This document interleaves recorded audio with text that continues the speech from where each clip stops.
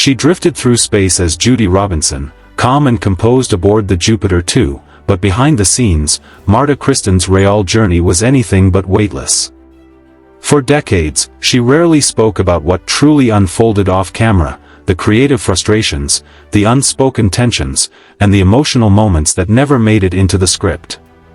Now, with the perspective of time, Kristen has opened up about the realities of her experience, revealing how close she came to walking away before the adventure even began, what she witnessed that audiences never saw, and how one long-buried detail reshapes the way fans understand Lost in Space.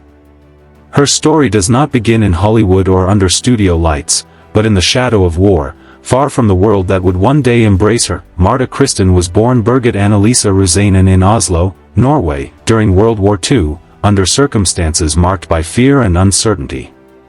Her mother was Finnish, and her father was a German soldier who was killed during the war. Because of Nazi racial policies and the danger posed by Hitler's Lebensborn program, she was hidden away in an underground orphanage to protect her from being taken. These early years, spent in secrecy and survival, shaped her resilience long before she ever stepped onto a soundstage. In 1949, at just 4 years old, she was adopted by an American couple from Detroit, Professor Harold Soderquist and his wife, who renamed her Marta Kristen and gave her a new life in the United States. The move from war-torn Europe to post-war America offered stability, safety, and the chance to dream. Kristen grew up immersed in education, culture, and encouragement. Her adoptive father's academic background played a major role in shaping her outlook, instilling in her a love of literature, language, and learning. After the family relocated to California during her father's sabbatical, Kristen attended Santa Monica High School, where she adapted quickly and flourished. Acting entered her life almost by accident when she was discovered in a restaurant by producer James Harris. Though an early opportunity tied to Lolita was declined by her parents due to her age, Harris helped her secure an agent, opening doors to television roles that showcased her natural poise. Appearances on Alfred Hitchcock Presents, The 11th Hour, and Disney's Savage Sam quietly built her reputation as a serious young actress. Before Lost in Space defined her career, Kristen came close to landing a role in one of cinema's most beloved classics, The Sound of Music. She screen-tested for a part in the Von Trapp family but was ultimately rejected for a surprising reason: she was considered too sexy for the wholesome musical. At just 20 years old, the label stunned her. She later admitted she had never thought of herself that way, describing herself simply as a Norwegian Midwesterner trying to find her place. The rejection exposed Hollywood's double standards for women, where appearance could limit opportunity as much as it created it. Ironically, while her future Lost in Space co-star Angela Cartwright was cast in the film, Kristen moved on to the role that would make her a television icon.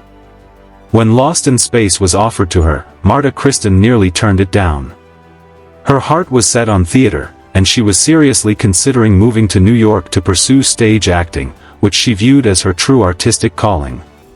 For nearly 2 weeks, she wrestled with the decision, unsure whether a science fiction television series was the right path. Friends and colleagues urged her to reconsider, sensing the opportunity's potential. Producer Irwin Allen was convinced she was perfect for Judy Robinson and had no intention of casting anyone else.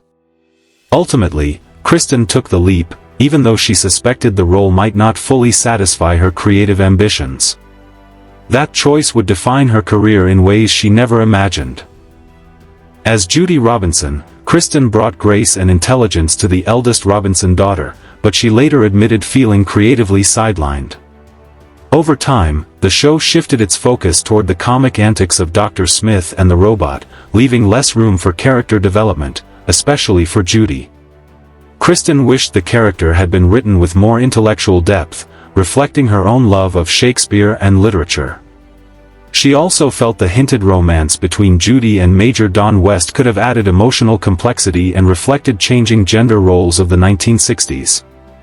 While she never expressed bitterness, Kristen's reflections highlight how the series, though progressive in concept, remained limited by the era's expectations of women on television. Behind the scenes, however, Lost in Space was filled with warmth, mentorship, and genuine affection. Kristen often described the cast as a second family.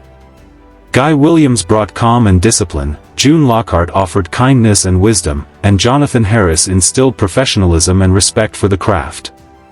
Kristen formed close bonds with Bill Mumy, introducing him to Bob Dylan, and shared laughter-filled moments with Mark Goddard. Her friendship with Angela Cartwright became one of the most enduring relationships of her life. These connections, built during long hours on set, carried emotional weight far beyond the screen and became the true heart of the experience. The show's sudden cancellation came as a shock. There was no warning, no final episode, and no farewell. Kristen later learned the decision stemmed from a behind-the-scenes conflict between CBS and Irwin Allen over production demands and rising costs. Despite strong ratings and a loyal audience, the series ended abruptly, leaving the cast emotionally stunned. Yet over time, Kristen came to appreciate the legacy they had created. The lack of closure mattered less as new generations continued to discover and love the show, proving that its message of family, hope, and resilience still resonated. Decades later, Kristen reunited with Bill Mumy and Angela Cartwright to create Lost and Found in Space, a richly illustrated memoir filled with rare photographs and personal memories.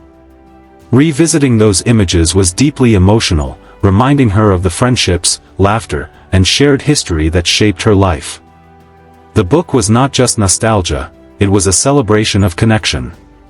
Seeing fans embrace the project reinforced how deeply the show had embedded itself into popular culture and personal memory, serving as a bridge between generations. Now in her later years, Marta Kristen reflects on Lost in Space with gratitude and clarity.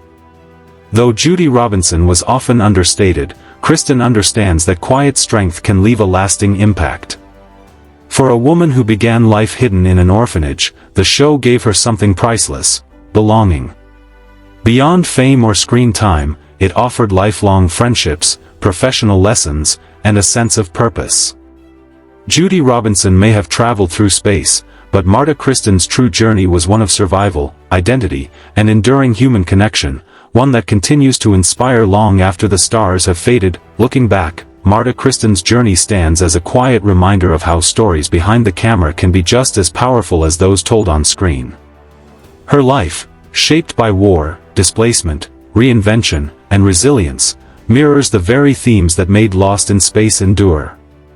At a time when women in television were often limited to the background, Kristen brought dignity and intelligence to Judy Robinson, subtly expanding what female characters could represent. She never chased the spotlight, yet the spotlight found her through sincerity, discipline, and grace.